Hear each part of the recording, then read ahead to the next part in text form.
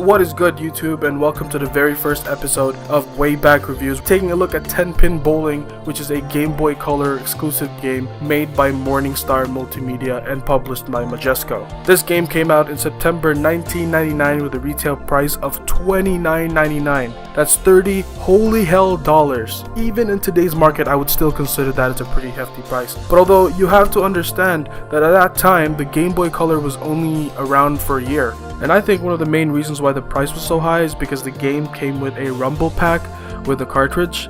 Now these were made so that players can feel the vibrations according to what is happening in the game through their hands. I mean, honestly, does this game really need a rumble pack? Do you really consider bowling out of all sports that really needs vibration? You know what needs vibrations? My balls. This game gives me motivation to get strikes just so I can rub the cartridge on my balls to feel the goddamn vibrations, because it feels good and I like it.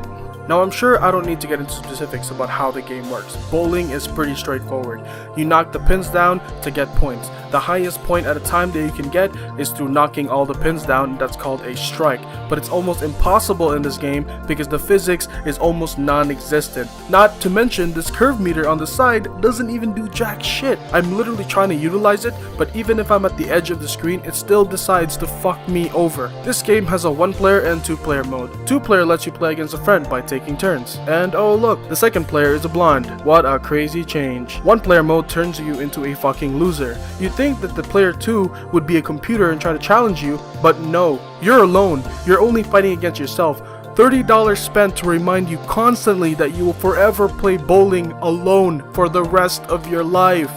Wow, that was a bit too much. You might be saying to yourself, I think Chewy's getting out of hand. I'm sure they had valid reasons as to why the game worked this way. Do they have an excuse as to why there's no fucking backspace when you're creating your name? Look at this shit. I made a mistake and now I can't do anything about it. I'm pressing every possible button to go back, but it just won't. Not only does this game remind you that you're alone, but it also prefers the players to be fucking perfect and never make mistakes. I want to shove a rumble pack down Majesco's throats for publishing a game that makes me want to jump out the fucking window. 3 out of 10, horrible, old, not classic. Peace.